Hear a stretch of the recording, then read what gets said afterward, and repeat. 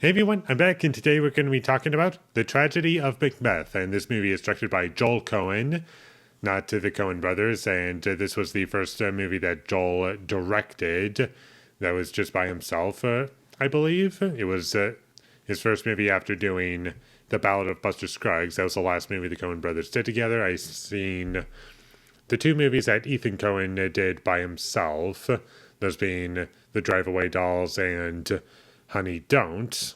And I was curious to see what the other one was up to. And he's only made one movie so far after that split. And I didn't like this movie. I will say that it had great things about it, like the visuals, the cinematography, all that looked incredible. Like if I were to make a top 10 most beautiful movies of the decade, that would either be in the top 10 or an honorable mention for sure. Like, this movie looks incredible. I loved it so much, and it honestly reminded me of The Lighthouse and some of the visuals that were going on in that movie. And I was like, oh, that's pretty cool. And they're both A24 films. And I was like, nice, a fun connection there.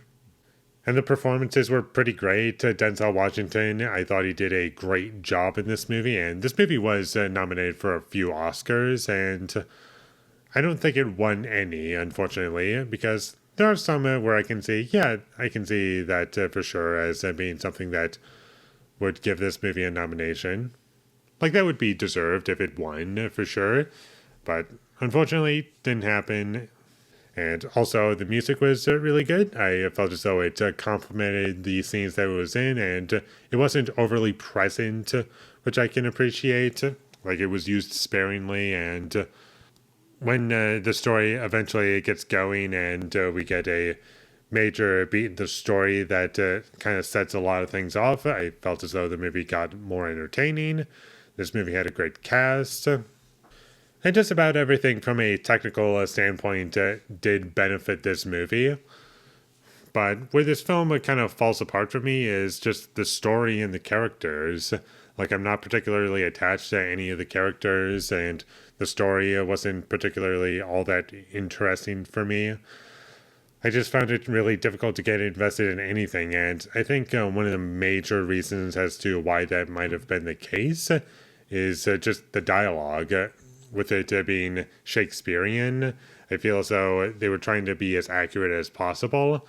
And to some degree, I can give the movie credit for putting in that level of effort and actually committing to that. And have these actors perform that and make it feel natural. Respectable, 100%. But unfortunately, that type of writing just isn't for me, and I just found it to be, okay, this is just confusing as to what you're trying to communicate. I don't really understand what you're talking about. And ultimately, it just feels like a whole bunch of nothing. And you're just overcomplicating a really simple conversation for characters to have, which is probably my main issue with this movie. And I do feel as though there were scenes, or at least moments, where it honestly would have benefited if there was no dialogue and it was just characters walking around exploring things and whatnot, and you just see the visuals of it, and it would just do the work for you, and that would have been great. But unfortunately, that's not what we got. And most of this movie was pretty boring to me, with not really much to be attached onto, and me ultimately being confused as to like what's actually supposed to be happening because I don't really understand what characters are talking about. Kind of makes it really difficult to follow. And I do feel as though this is the type of movie that you're either going to like or you're not going to like, just purely based off of the writing and the dialect of this movie. Like, if that's something that you're okay with, then you'll probably enjoy the movie. If that's not your cup of tea, then you're not going to like the movie. And that's ultimately what it boils down to. Do you like Shakespearean dialogue? If not, don't watch the movie.